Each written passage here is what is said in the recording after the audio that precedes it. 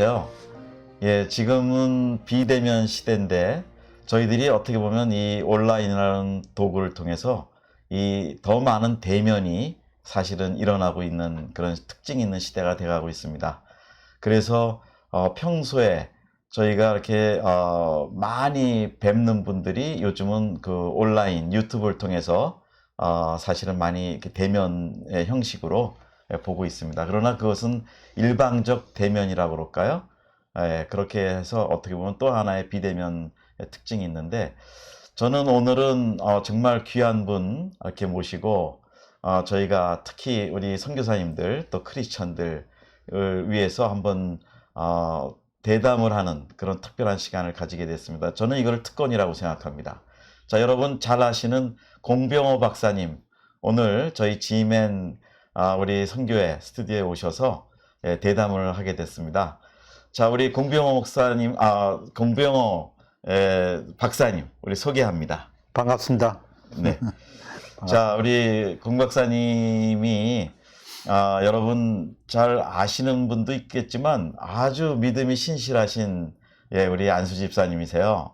그래서 오늘 특별히 저희가 그 기독교 신앙적인 면에서 좀 박사님께 좀 여러 가지 여쭤보기도 하고 또 그러려고 합니다. 우리 박사님 지금 이 방송을 시청하시는 우리 크리스찬들 또 특별히 그 선교지에 있는 선교사님들에게 한번 인사 말씀 한 말씀 해주시죠. 안녕하십니까. 공병호 TV의 공병호입니다. 우리 한국 사람들은 정말 지금부터 100여 년 전에 100여 년 전부터 시작해서 해반까지가 한 2600명 정도의 미국 선교사님, 캐나다 선교사님, 그리고 호주 선교사님, 또 아주 일부 영국 선교사님이 우리 땅을 밟았습니다. 제가 경남 통영 출신인데 통영은 호주 선교에 특히 그 장로교 선교님들이 오셔가지고 복음을 전했습니다. 우리가 복음의 빚진 자로서 이렇게 나라가 성장하고 해서 지금은 전 세계 171개 국가에 약 300만여 명 정도의 3만 명? 3만여 명 정도의 그런 선교사님을 파송하고 있는 그런 복음 국가로서 이렇게 성장했습니다. 여러분들이 뿌리시는 그런 복음이 우리를 복음의 빚진 자가 된 것과 마찬가지로 전 세계 많은 그런 어둠 속에 있는 그런 미전도 조숙들에게 정말 큰 그런 은혜가 되지 않겠냐 그렇게 생각합니다. 이국 땅에서 힘드실 때라도 항상 여러분 그 사역에 주님의 크신 은혜와 평강이 함께 하시기를 그렇게 기도드리겠습니다. 고맙습니다. 네. 저도 우리 공병호 박사님의 아주 정말 좋은 또 그 메시지와 또 방송을 참 좋아합니다. 그래서 저도 구독하고 있고요. 그런데 우리 공 박사님의 그 말씀이나 그 주제가 저는 이제 또 기독교적인 관점에서 볼 때는 아주 확실한 기독교적 세계관의 바탕으로 그거를 직접 말씀하진 않으시는데 그 모든 분석이나 그런 것이 기조에 깔린 것이 기독교 세계관이라는 생각이 좀 들었어요. 예, 그래서 우리 박사님의 신앙 여정을 좀 여쭙고 싶습니다. 네. 저는 아주 늦깎이로 이렇게 기독교인이 된 사람이고요.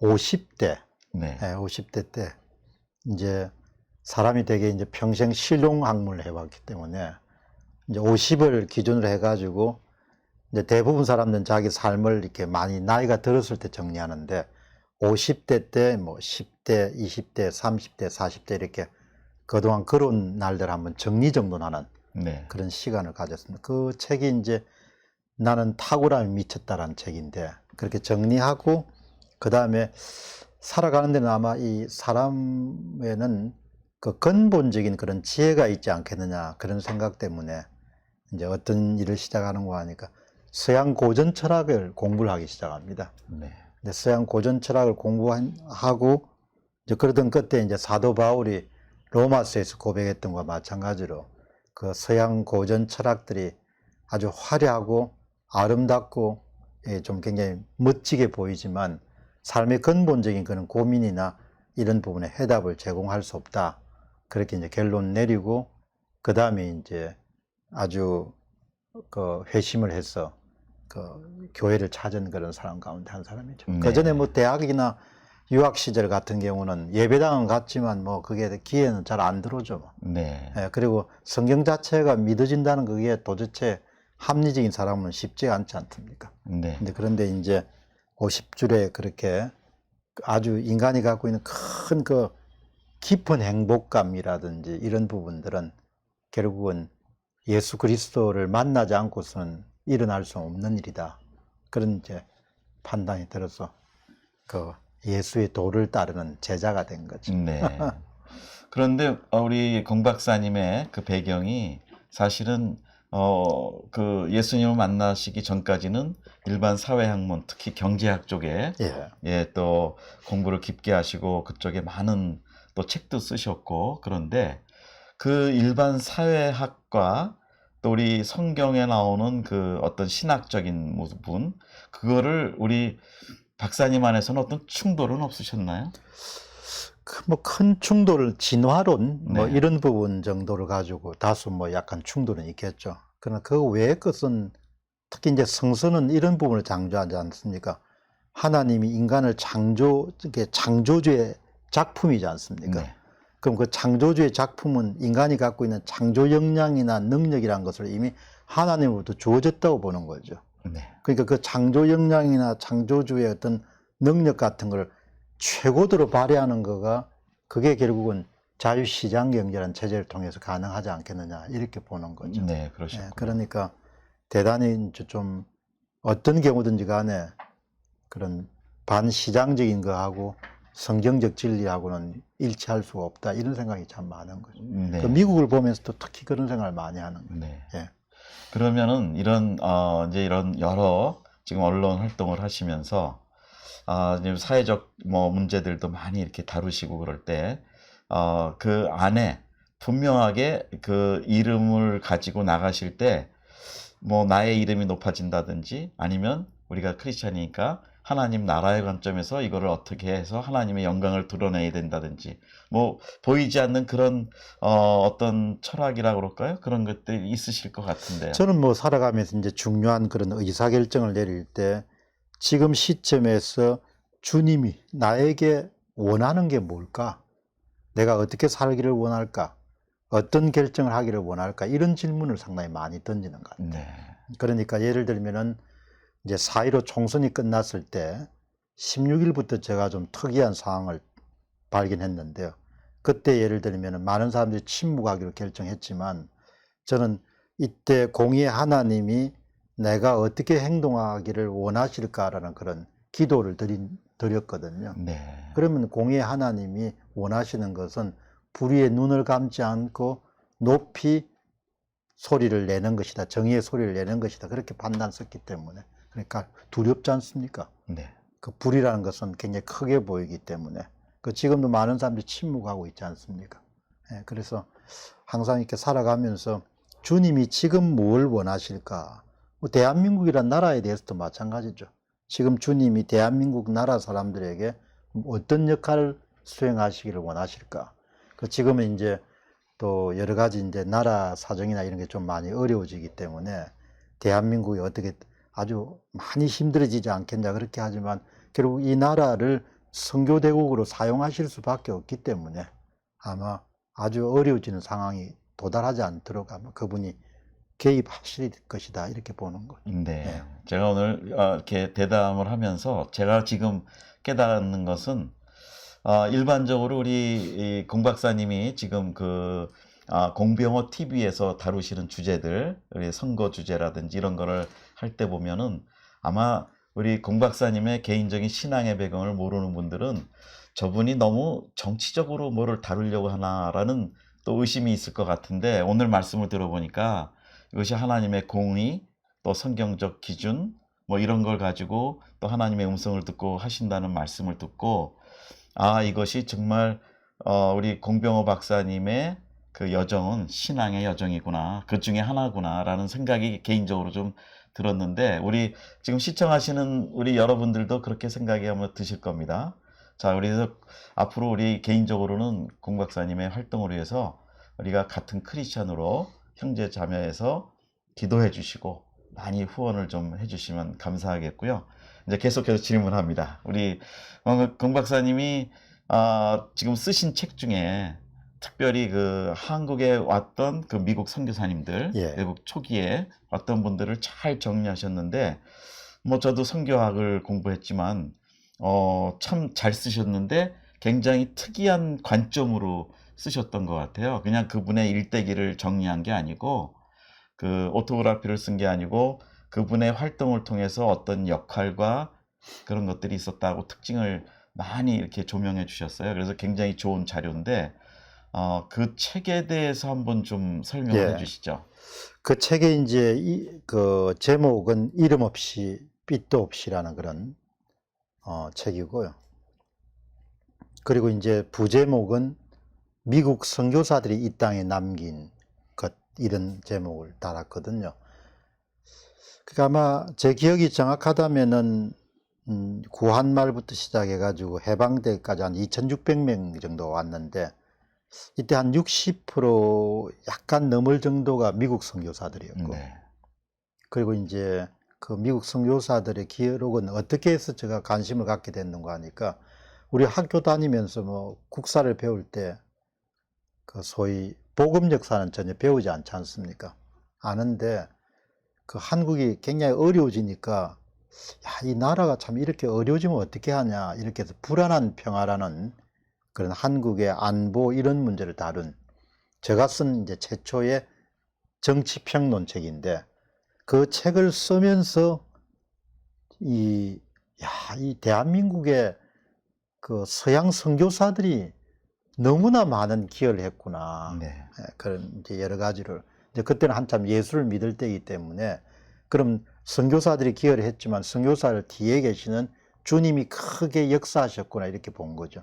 그래서 이제 그 주제를 선택해 가지고 연구를 하기 시작한 겁니다. 네. 연구를 하기 시작했는데, 거기 쓰는 그 책이 갖고 있는 특징은 이제 기여하신 주요한 선교사님들도 소개하지만, 그분들과 함께 돈을 댔던 사람들, 네. 후원자들. 후원자들을 소개한 것이 굉장히 큰, 다른 분들하고 차이가 많이 났던 것 같고요. 예, 저도 그 책을 사실은 주셔서 대충 봤는데 거기 한 단락 중에 그 미국의 이름이 우리 선교 역사에 안 나오는 예, 그분들의 후원자들이 나와서 예, 야, 이 연구를 어떻게 하셨을까? 이 자료를 어떻게 구하셨을까? 예, 예. 물론 이제 박사님이시니까 연구하시는 방법이 다 있으신데 그래서 제가 굉장히 우리 선교적으로도 사실은 최초로 나온 그 의미가 있다고 저는 생각이 들었습니다. 그래서 네. 이제 그렇게 하면서 뭐 언더우드 선교사를 파송했던 브루클린의 그런 그 장로교회도 찾아가 보고, 그 다음에 정말 한국의 선교 사역에 엄청난 기여를 했던 무디 목사가 세운 노스 마운틴 험한 학교도 가보고, 그 다음에 이제 제가 예수를 믿기 전에는 노스 마운틴 험한하고 개인적 인연이 있었기 때문에 그때도 무디 선교사의 묘역을 방문했거든요. 네. 예수를 믿기 전에도. 그러니까 예수를 믿기 전에도 굉장히 예수적이었던 것 같아요. 네. 절집을 좋아했지만, 우리나라 절들이 아름답지 않습니까? 네. 그 위치가 내소사라든지 뭐 내원사라든지 뭐 그런 데를 가더라도 이렇게 대웅전을 가서 절을 하거나 그런 적은 한 번도 없었거든요. 거기에 있는 풍광을 좋아했죠. 그러니까 그런 거를 하면서 이제 그분들의 중요한 사적지나 이런 부분을 추적을 많이 하고, 또 그 후손들이 어떻게 살았는지 그런 부분까지 이렇게 쭉 정리를 한 거죠. 그래서 아마 마지막 부분을 보면 그분들이 한글 교육이라든지 그 한민족에게 어떤 기여를 했는가, 그런 부분을 다 일목요연하게 정리해 가지고, 되게 크리스찬들이나 아니면 선교사역을 하시는 분들 같으면은 복음 역사가 이렇게 우리를 바꾸었던 것처럼 우리가 선교사로서 활동하면서 그 지역 사회를 어떤 식으로 바꿀 수 있는 그런 비전을 가질 수 있지 않겠느냐, 그렇게 네. 생각합니다. 근데 저희들이 이제 근본적으로 가지고 있는 질문이 기독교계에서 정교 분리라는 정치와 종교는 분리해야 된다라는 것이 하나 있고요. 또 한쪽의 영역에서는 그런 모든 사회 영역, 뭐 예를 들면 7가지의 큰 영역을 우리가 기독교적으로 또 그쪽으로 영향력을 미쳐야 된다라는 이제 그 2가지의 사실 견해가 있어요. 그런데 우리 한국의 현재 상황을 본다면 뭐 제가 정치로 말씀드리는 건 아니고 이 종교와 정치와의 관계에서의 어떤 역할은 종교의 특히 기독교의 역할의 선교사들이 와서 한국 초기에 개화기 초기에 어떤 미쳤던 정치적 영향력, 선한 영향력 그런 것을 좀 평가하신다면 어떤 거 있을까요? 일단은 이제 그 기독교인이 되는 것은 다른 것보다도 훨씬 더 난 중요한 것이 세계관의 근본적인 변화가 발생하는 것 같아요. 네. 예, 그러니까 대부분 우리가 이제 기독교를 믿지 않을 때는 이 땅의 삶이라는 것 자체가 전부이기 때문에, 예, 이 땅의 삶이라는 것이 전부이기 때문에 기본적으로 이제 뭐 보면은 그 물질적인 부분에 지나치게 담닉하거나 그런 삶을 사는데, 이제 이 기독교인이 되고 나면은 이 땅의 삶은 this world라는 것 자체가 뭐 일종의 그런 나그네 삶에 해당하기 때문에 네. 저 세상에 대한 소망을 가질 수 있지 않습니까? 근데 기독교 외에 어떤 것도 저 세상에 대한 소망을 주는 데는 없다고 보거든요. 네.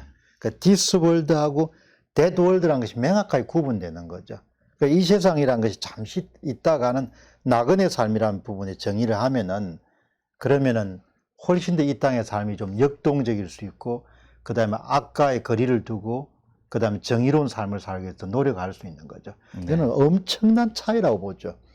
그러니까 예를 들면 어떤 사람이 기독교인이 된다는 것은 그냥 예배당을 왔다 갔다 하는 것이 아니고 세계관의 근본적인 변화를 가져오기 때문에 그 변화된 사람이 주체가 돼서 정치, 사회, 교육, 문화에 영향을 미치는 거는, 네. 그거는 뭐 선교사님들이 의도하지 않더라도 배제학당의 선교사들이 이승만이라는 사람을 바꾸었던 것과 마찬가지로 그분들이 정치할 의도는 없었단 말이죠. 한 젊은 영혼이 한성 감옥에 있을 때 세계를 이해할 수 있도록 잡지를 넣어줬고 성경을 넣어줬으니까 성경을 읽다가 사람이 뒤집어진 거 아닙니까? 예. 그 29세 청년이 그 발간한 그런 감옥에서 만든 독립정신이라는 그런 소책자를 보게 되면은 그 소책자 자체가 어떻게 70대나 80대 돼서 나올 수 있는 그런 종류의 독립선언문이 나오잖아요. 그러니까 그렇게 선교사님들이 뭐 교회 지어주고 구호 활동하고 하는 부분들도 필요하죠. 필요하지만 사람을 바꾸지 않습니까? 저는 이 사람이라는 것이 창조주 하나님의 작품이기 때문에 그 자체가 엄청난 변화를 가져올 수 있는 거죠. 네. 언젠가 제가 탈무드에 관한 책을 쓰면서 그 유대인들의 직업관을 이제 접하게 됐습니다. 유대인들의 직업관이 하나님은 창조 사역을 수행하시는데 우리는 직업을 통해서 제2의 창조 사역에 동력하는 자이다. 이렇게 본인들이 직업관을 정리했더라고요. 제가 눈이 휘둥그레진 것이, 아니 하나님이 창조 사역을 추진하는데 자기가 보조자가 아니고 창조 사역의 동력차로 활동한다. 그러면 그 직업 자체를 얼마만큼 성스럽게 생각하고 그 직업을 통해서 그 직업을 통해서 하나님 나라를 간다는 거 이렇게 보는 거죠. 네. 그러니까 그런 세계관을 완전히 바꾸어 놓을 수 있기 때문에, 그러니까 얼마나 그 기독교의 힘이라니 겁나. 네. 그러니까 개신교를 받아들였던 나라들이 대개 역사상의 주역이 되지 않습니까? 구교를 받아들였던 나라들은 대부분 다 역사의 패배자가 되거든요. 네. 개신교의 근본이라는 것은 세계관을 뒤엎는 거다 이 이야기죠. 네. 이 땅의 삶이라는 게 네. 나그네 삶이다 이렇게 보는 거예요. 그러면 이제 명확한 답을 주신 것 같아요. 기독교인이나 또 선교사가 그 나라의 정치를 위한 정치에 참여하는 것은 아니고 이 기독교적인 세계관을 모든 영역에 확대를 하고 이제 소위 말하는 영어로 얘기하면 업사이드 다운 이렇게 뒤바꾸는 이제 그런 역할을 하는 게 꼭 정치를 한다는 의미가 아니고 선한 영향력을 미치는 거다. 계몽된 개인, 네.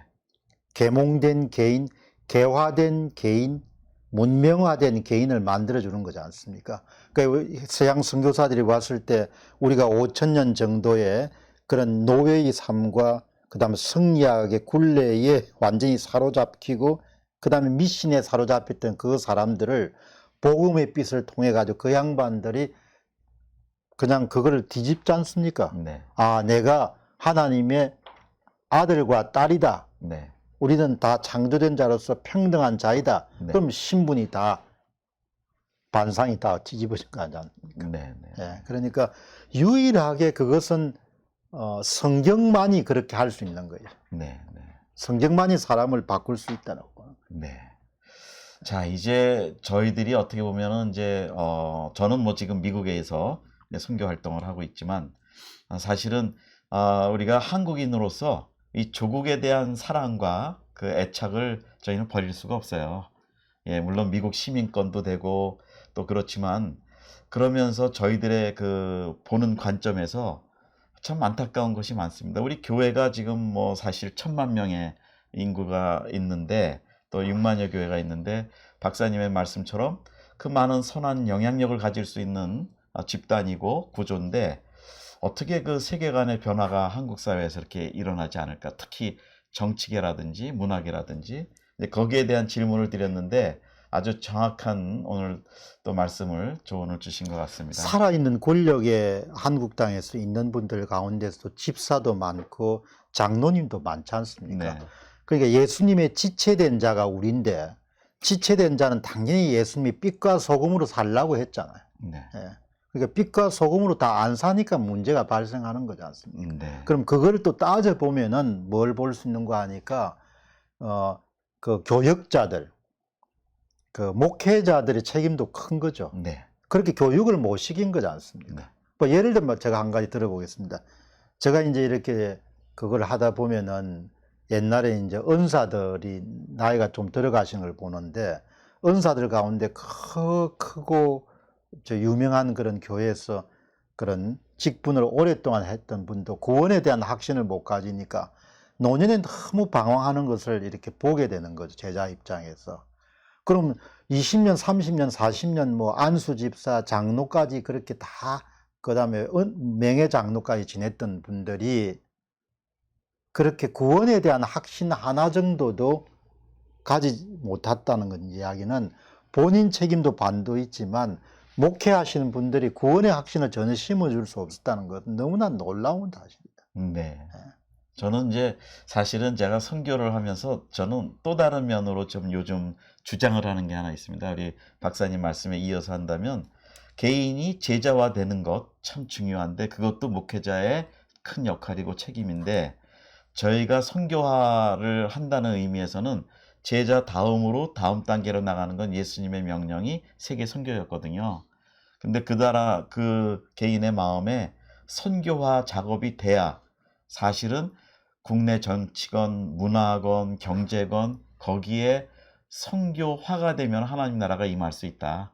그래서 저는 말씀하신 내용을 좀 한 가지 제가 덧붙인다면 우리 내면의 세계에 한국교회 성도들이 좀 더 제자화 플러스 선교화가 되면은 그것이 말씀하신 세계관의 변화가 아닌가. 예, 그래서 그런 이제 생각이 들어요. 결국은 이제 복음이 전해지게 되면은 그 사람을 또 화학적으로도 완전히 바꾸지 않습니까? 네, 성품도 바뀌고, 예.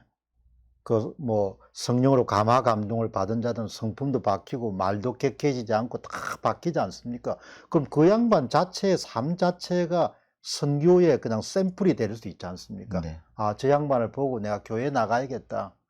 교회를 나가면 사람이 저렇게 바뀔 수 있겠구나. 그런 것을 그러니까 우리 자체 한 사람 한 사람 자체가 그 기독교인들은 한 사람 한 사람 자체가 그냥 교회니까 네, 그 교회가 다른 사람하고 세상과 구별되는 자다 이렇게 보여야 그래야 그 좀 더 많은 분들에게 그런 선한 영향력을 행사할 수 있고 더 많은 분들이 기독교인이 되도록 이끌 수 네. 있지 않느냐 이렇게 보는 거예요. 예, 오늘 우리 같이 지금 함께 하시는 시청자 여러분, 우리 공 박사님의 그동안의 그 유튜브에서 나오시는 그 좋은 내용들이 오늘은 사실은 가장 우리 크리스천으로서 기본적인 관점에서 그걸 풀어주시는데 이제 좀 아시겠죠? 우리 공 박사님이 어떠신 분인지. 네, 그래서 참 감사하고 우리 유튜브라는 이 언론 도구를 통해서 사실은 그런 작업을 하고 계시는 게 저희들한테 굉장히 아주 참 감사하다라는 생각이 드는데요.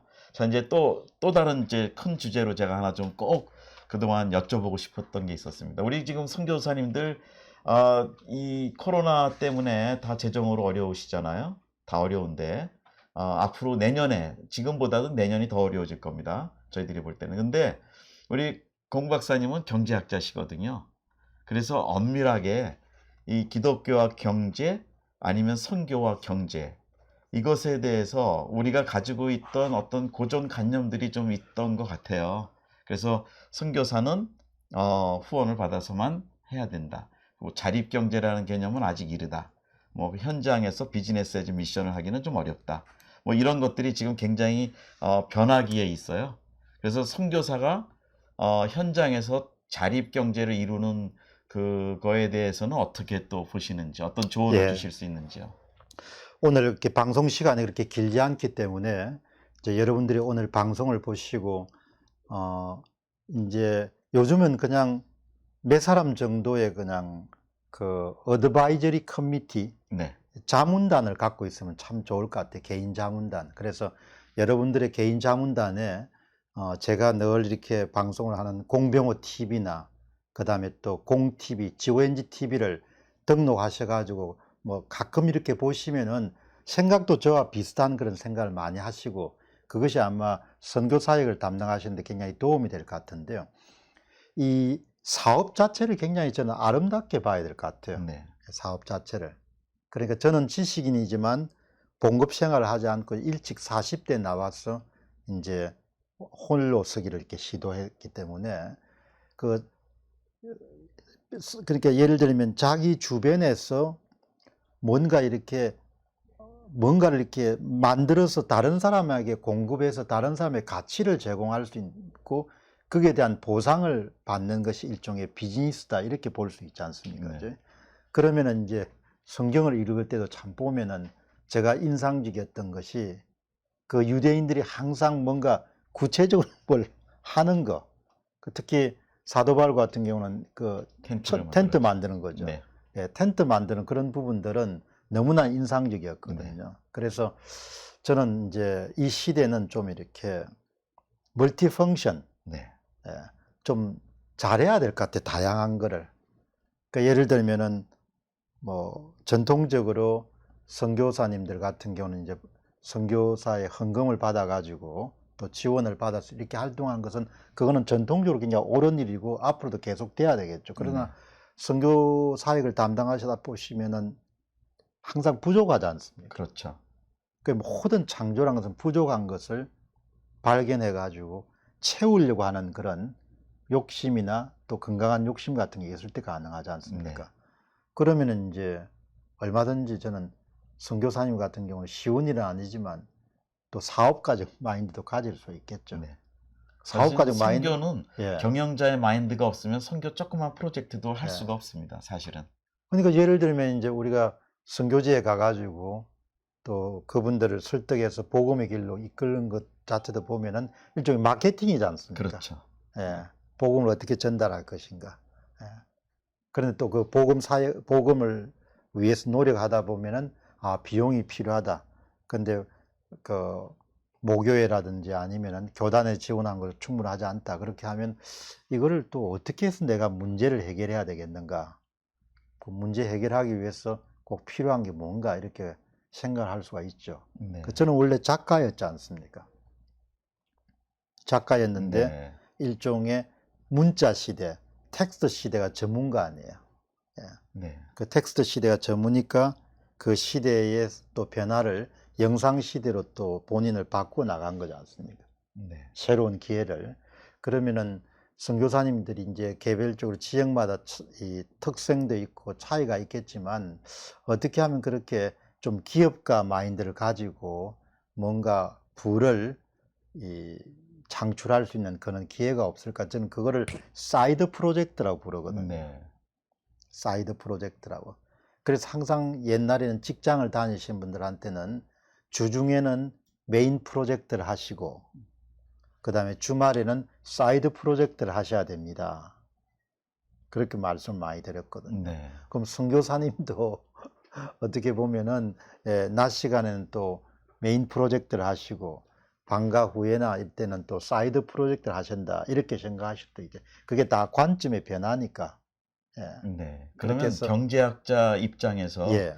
이 선교사님이 그러니까 그 일을 하신다는 거에 대해서 특히 경제 활동을 한다는 거에 대해서 충분히 이해해 주시고 공감해 주실 수 있다는 말씀이신 저는 거죠? 이제는 모든 세상이 고정관념을 좀 깰 필요는 있다고 보거든요. 그래서 이게 선교사님들 가운데 공 박사님 그걸 잘 몰라서 그럽니다, 그렇게 하실 수 있는데, 물론 그런 분도 아마 계실 거라고 저는 보고, 그러나 생각의 틀을 한번 깨볼 수 있지 않습니까? 네.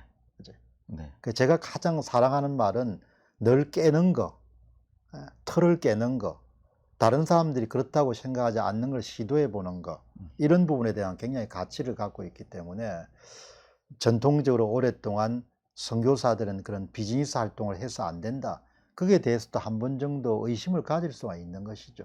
그리고 모르지 않습니까? 선교사님이 이제 신학대학을 나오시고 항상 이 분야만 했는데, 내가 또 굉장히 비즈니스 같은 걸 굉장히 잘하는 능력이다, 그거를 영어로 디스커버리, 발견할 수 있지 않습니까? 그죠? 네. 그럼 공박사 뭘부터 해야 되냐? 가장 가까운 데서 잘 팔 수 있는 것부터 한번 생각해 볼 수 있는 거죠. 네. 그러면 제가 하나만 예. 좀 아주 실제적인 예. 좀 조언을 부탁드리는 거는, 그 사업을 한다는 사람의 기본 마음, 네. 경영자의 기본 원칙이나 마음은 어떤 게 있을까요? 정직한 상품이나 서비스를 합당한 가격에 제공해서 상대방의 가치를 제공한다고 이렇게 보면 될 것 같아요. 네. 물건을 파는 것이 아니고 다른 사람이 불편해하거나 다른 사람이 필요한 것을 제공하는 거죠. 네. 그것을 위해서 모든 것을 바꿀 수 있다, 이렇게 생각하시면 되지 않습니까? 이번에 이제 미국 출장길에서 굉장히 제가 또 하나 크게 배운 거가, 출장을 다니면 이제 뭐 집에 있는 것처럼 데스크탑도 없고, 그 다음에 뭐 일정은 바쁘고 그렇지 않습니까?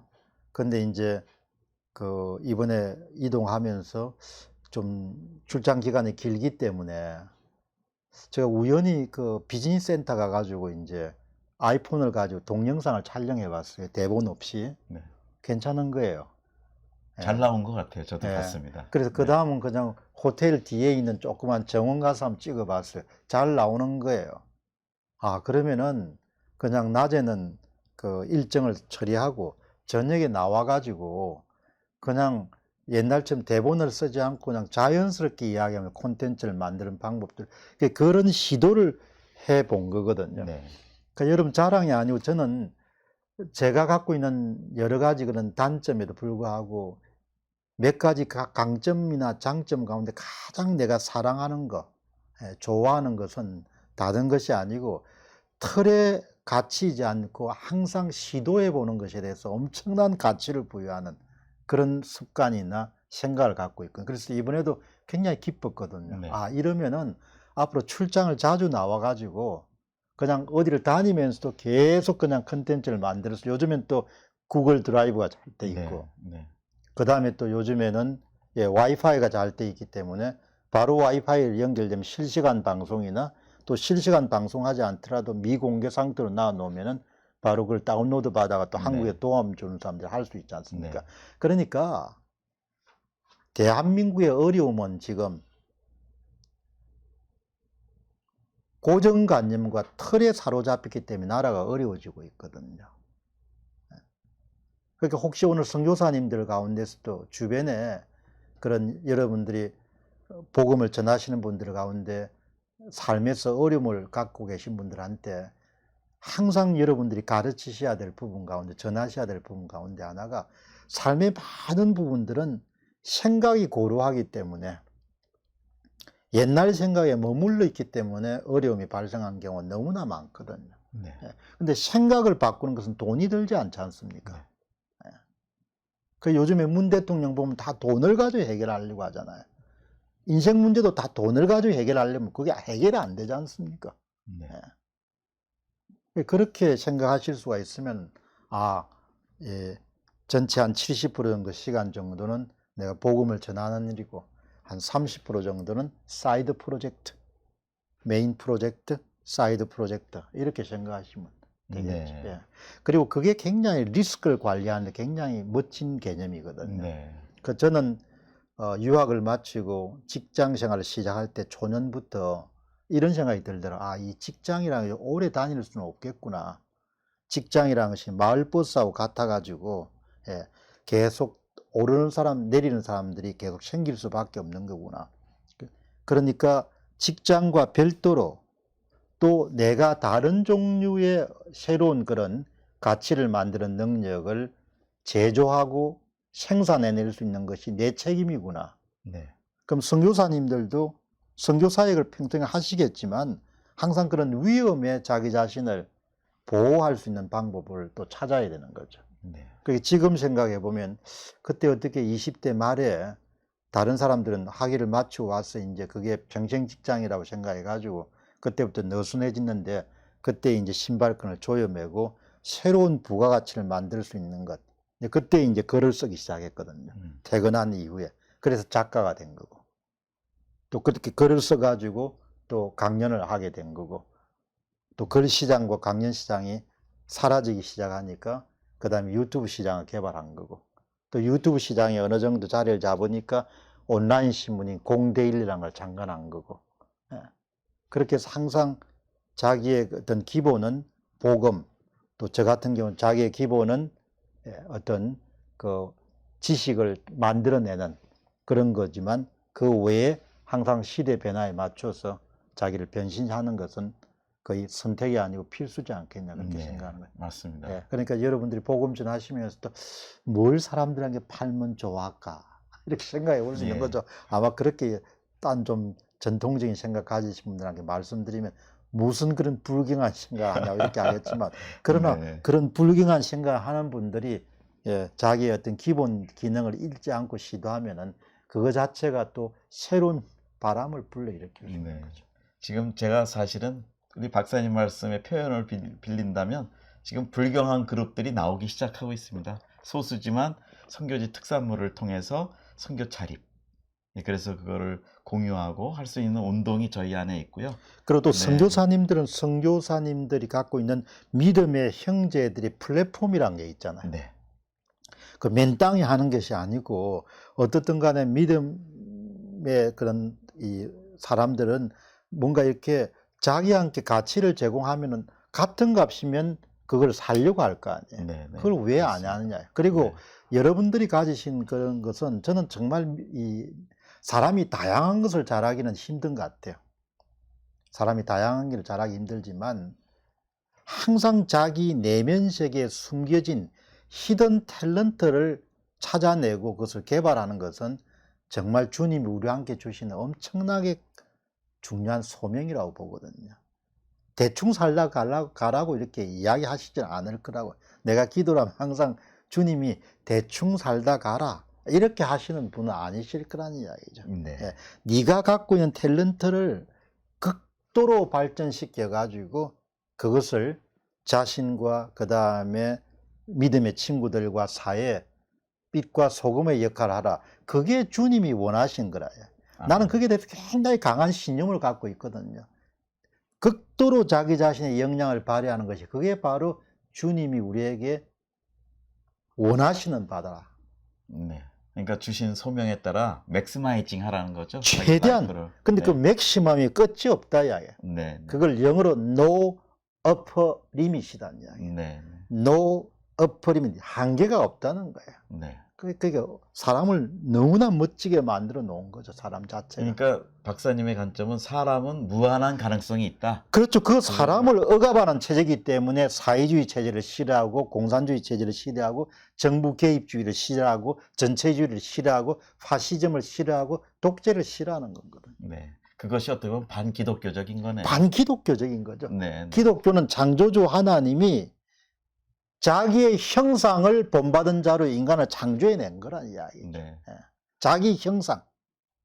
이미지 오브 갓. 예, 자기 형상을 네. 본받아서 만들어낸 사람이기 때문에 그게 그런 자각을 시키는 것이 선교사에게 굉장히 중요한 미션이지 않습니까? 당신이 네. 예, 당신이 정말 뭔가를 갖고 있다 이죠. 그걸 자각시키는 것이. 네. 당신이 노예가 아니다. 네. 당신은 개가 아니고, 당신은 붕어가 아니고, 네. 당신은 가재가 아니다.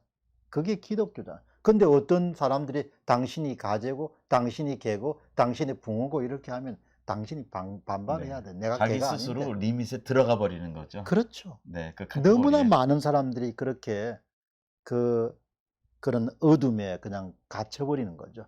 그래서 네. 뭐 나는 원래부터 흙수저 모양이다. 흙수저가 얼마나 멋있습니까? 바닥부터 올라가니까 뭐 오만 가지를 다 구경할 거 아니에요. 네. 예. 맞습니다. 이렇게 말씀을 나누니까 오늘 하루 종일 해도 모자랄 것 같습니다, 시간이.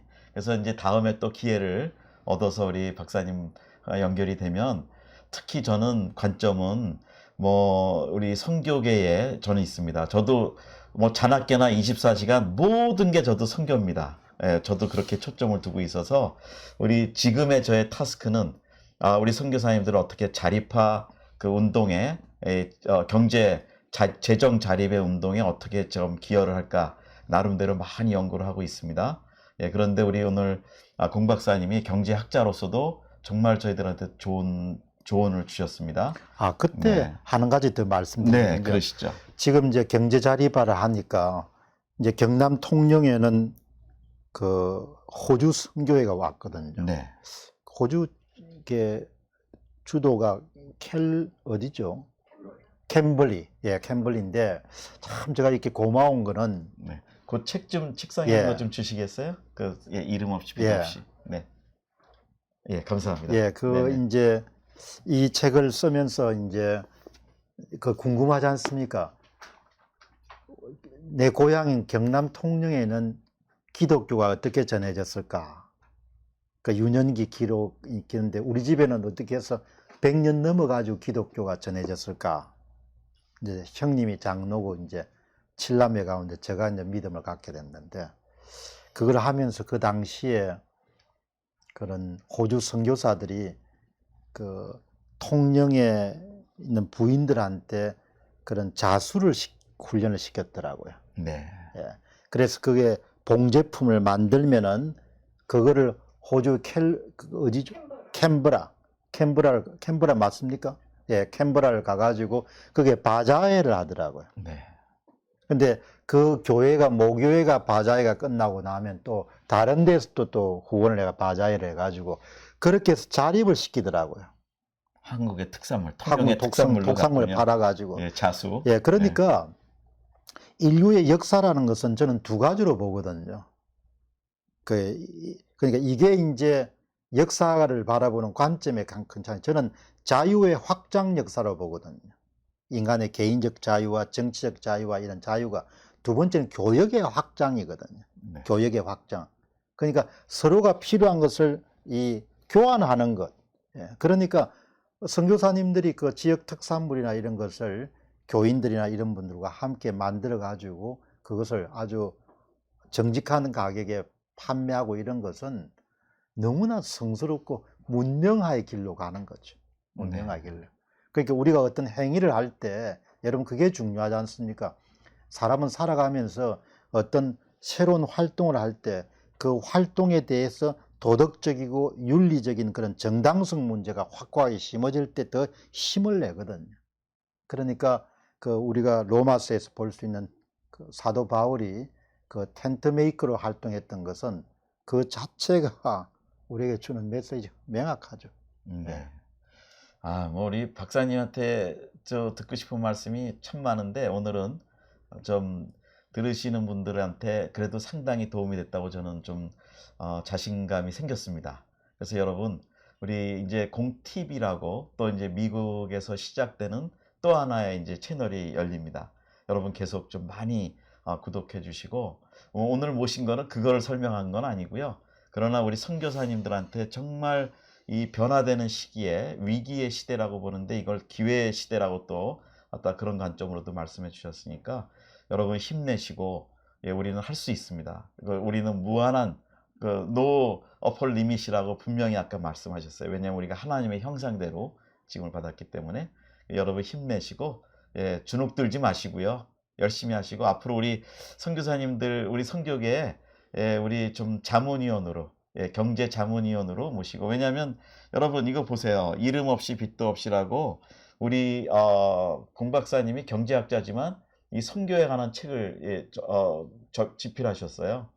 그래서 그 외에도 아주 많은 수의 책을 집필하신 거로 저는 알고 있습니다. 출간하신 거로 아는데 여러분 이거 시간 되면 꼭 한번 구입해 보시고 정말 저도 성교학을 하기를 했습니다. 그래서 책도 많이 봤지만 여기에 안 나왔던 다른 책에서 못 봤던 부분들이 여기 나와요.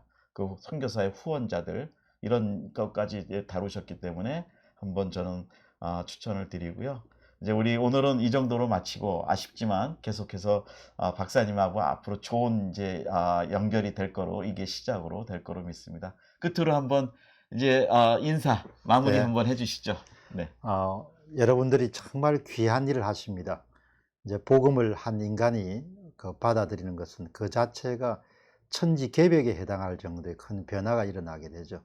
세계관이 크게 변하게 되고 인생관이 변하게 되고 직업관이 변하게 되고 국가관이 변하게 되고 역사관이 변하게 되는데 그런 엄청난 대변혁을 여러분이 수행하고 계십니다. 그렇기 때문에 항상 그 선교지에서 어려움도 있고 또 힘든 점도 많겠지만 늘 주님에게 간구하시고 또 여러분의 발걸음이 한 걸음걸음마다 주님의 은혜와 평강이 항상 함께 하시기를 그렇게 기도드리겠습니다. 늘 여러분 응원합니다. 고맙습니다. 네. 여러분 오늘 좀 긴 시간이었지만 우리 공병호 TV에 참 좋은 말씀을 전하시고 정말 그 애국적 사관이 사실은 오늘 여러분들이 확인하신 것들이 있으신데 기독교적인 기본적인 사관을 가지고 하신다는 거예요. 그래서 그걸 가지고 우리가 정말 자부심을 가지고 기도해 드리고 또 이것을 응원해 드리고 또 많은 또 알려서 정말 이 좋은 세계관이 확장이 돼서 우리 한국을 위해서 기도하고 살리는 그런 일들이 있으면 좋겠습니다. 예, 오늘 우리 공병호 박사님 수고하셨습니다. 고맙습니다. 감사합니다. 예, 진행에는 김정환 선교사였습니다. 다시 뵙겠습니다. 안녕히 계십시오.